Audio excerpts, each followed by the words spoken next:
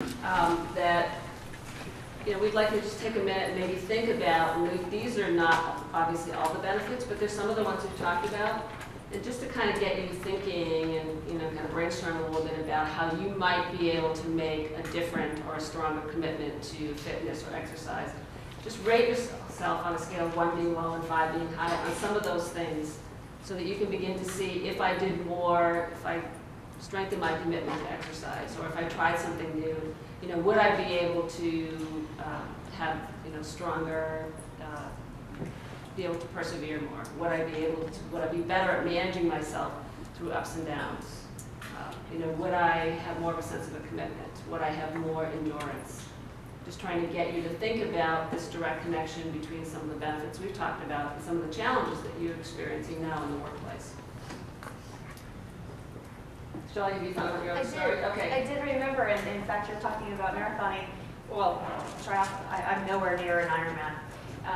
Doing one event, marathoning is one event of the Ironman triathlon, so I'm incredibly impressed with that. But I had a coach when I was training for a marathon that told us 2 lessons. One was run your own race. You are good at your pace. You run your race. You know what that pace is. You know where you need to stop in the process. You know how you need to hydrate and how you need to nourish yourself along the way. Run your own race. Don't try to get out there and run somebody else's pace. And then the other thing he said was go out fast and die like a pig.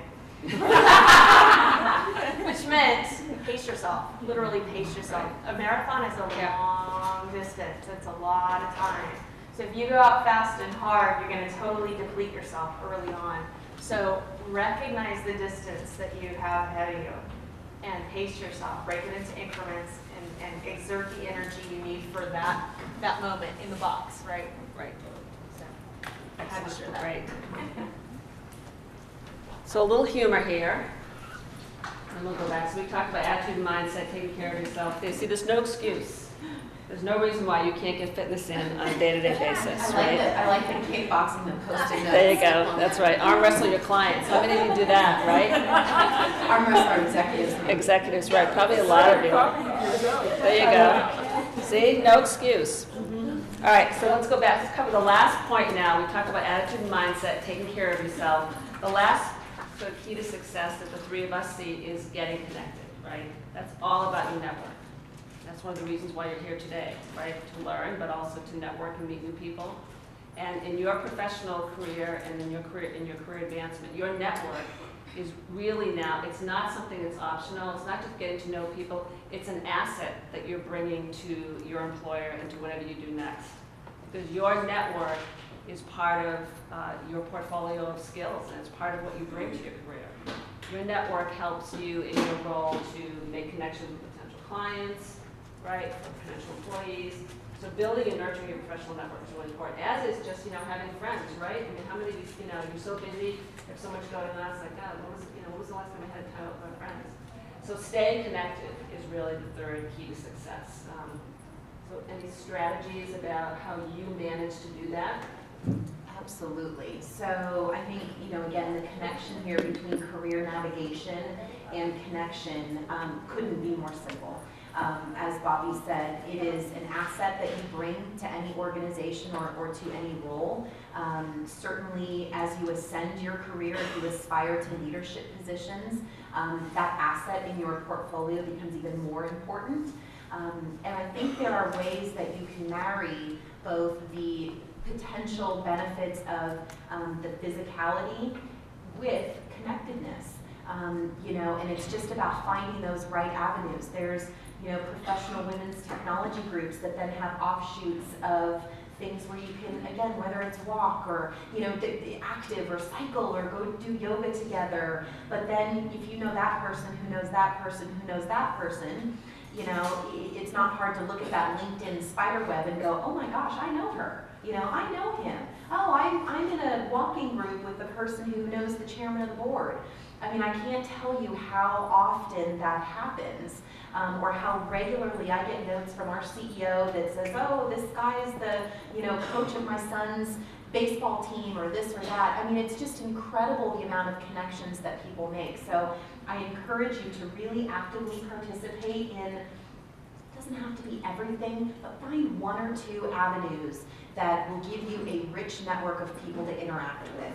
And again, preferably one where that you can also get some physicality involved in well, because sometimes at this point, in order to do the right prioritization, one thing has to do two things, right? You know, how my husband and I have sort of chosen to conduct our family unit, and we call it our family unit because there's a lot of elements to it, is it's sort of the 3 F's. It's either got to be family oriented, it's got to be fitness related, or fun/fulfillment. If it doesn't fit into one of those 3 categories, we don't do it. We're not going to phone in an appearance to a party because we've gotten an invitation that maybe we should go to. We're going to send our regrets, thank them for the invitation, and it's just not time, it's not worth it to spend time away from our precious family unit if it doesn't fit into one of those 3 categories. And again, that's what's resonated for us. So, you know, spending half, 3/4 of a day away from my family on a Saturday, doing something like this. This is an active choice that you make because this actually fulfills me. I feel like I get to connect with smart, bright men and women. That's an asset to my career. Hopefully I can be helpful in connecting you potentially in other ways. So that's a worthwhile choice for me to choose to spend this period of time. But again, I think that it's that connector and finding what works for you and your units, your family units, your individual units. So Great, thank you. Shelli? I would add that once you make those connections and find ways to continue making new connections, which is critical, it's very important to also nourish that network, feed that network, build those relationships and bridge and maintain those relationships. And I would even go so far as to say, do that before you need that network. You never know when you're going to need to tap into somebody to make another connection or to get help in finding a new career or whatever it might be, transitioning through a research or whatever it might be. Really, it's the idea of paying it forward. So if you can help others in your network to make connections or referrals or introductions and things like that, I really believe that that helps bridge the relationships and foster the relationships. And I got to tell you, technology, this is a small, small world. I mean, how many times have you worked with people? Well, I'm working today with people I worked with in previous companies, and so you never know when those paths are going to cross again. It's to your advantage to do right by people and just to do the best you can for the people that you know and work with. So what questions do you have before we kind of have final comments and we wrap things up? Yes. Can you stand up so we can hear you? Hi, I'm Alicia. I have a question about like being a mom. My boy is 15 months old, and then I think the kind of comment I receive from the management team at small workplace is like, oh, you don't have time. So they are like, oh, they're hesitant to promote me in that sense, like implied in that way. And it's like, oh, maybe you're going to have another one. So how do you really manage that? I mean, you have to. Yeah, that's a tough one. And remember how we just talked about this sea change? Well, some seas haven't changed yet. That's a very real issue plaguing, women and a lot of, even men these days. I mean, my husband took advantage of the Paid Family Leave Act with both our children and took 6 weeks off of work. And even in his close-knit, little group of people, he still got a load of grief about it. And it was by way of joking, but it was still, oh, you're taking time off to be with the kids, what's that about? And, he was very vocal about the fact that, look, my wife took time off, I'm taking time off, this is important, et cetera. So I think there's 2 things. I think number one, no one ever has the right to say what you are capable of or not capable of. So you have the right to decide, I have this amount of time in my workday. I believe I have this amount of extra time to give. Sometimes it's about articulating that in a very clear and concise way, not being overly pushy, but being firm and have strong conviction about what you can do. Maybe be very specific about why you can do it versus why you can't do it. And then ultimately, that decision is out of your hands. And then I think it becomes a longer term choice of, is that an environment that you believe you could thrive in, or is that an environment you're gonna have to just survive? And maybe if that's an environment, you do everything in your power to be clear about your intention and clear about your capability and architect a successful plan where you can, take on this new promotion or new project, etc. If that isn't successful, then maybe that's not the environment. And maybe then that is a choice that you'll need to make. It's a tough one, I can appreciate that. Yeah, excellent advice. Other questions? Do you have a question? Okay, we'll take one more question and then I'm going to ask Barbara and Shelli if they have any sort of final words of advice. I think the comment for following up her question was, I know that could be a problem having this our flag of, oh, I can do better. And I have seen so my mentor gave me this really golden piece of advice that I always keep it with me, where I thought I'd share it with you because it's relevant. When we go in a setting that you're pretty much judged being how you are performing, it's we who go in a meeting with the chip on our shoulder saying, oh, we are going to be judged as if we were women, but probably not. We are assuming that. That's what we have to also be aware of. So my mentor, she's at a very, in a high executive levels, and she is really tiny and not white, right? So she, in her career path, she would always have this problem like, whenever she's trying to do a presentation, she'd be like, oh, they are watching me as if, oh, this little girl is going to run our show. And it was not them, it was herself. So we have to be aware of it's not always that.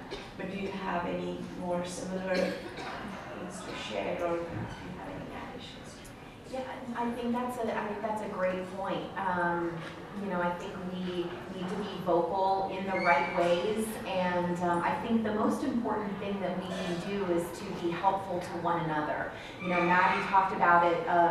Again, this sort of change of, it used to be for women, well, it's either me or her, and it should be both. It should be us helping to create better networks and be helpful. And Shelli mentioned about kind of the pay it forward.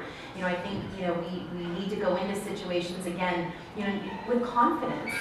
You're your subject matter expertise. Your discipline. If you go in with the right preparation and confidence, sometimes that's half the battle right there. But I think my parting comment would be, what we as women, whatever point in your career you are, and as men as well, but to be helpful to one another in connecting and in sharing insights, because it will just help us, all. That's great.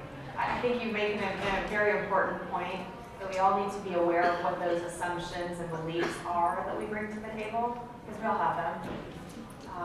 And they might be hindering us. So know your value, know your strengths and assets. What do you bring, and how can you best leverage that? Any other parting comments, advice? No, I hope this was helpful. Thank you for being here. I hope that you will remember attitude and mindset, take care of yourself, get connected. And I also hope that you'll just maybe take a minute and think about one thing that you would do differently when you go back to work, in your case, not so much on Monday. Just think about one thing maybe that you learned today that you can do differently that will put you in a position to not just survive, but thrive. And I want to again thank Barbara and Shelli for being great panelists, and thank all of you for being here. And just in the spirit of helping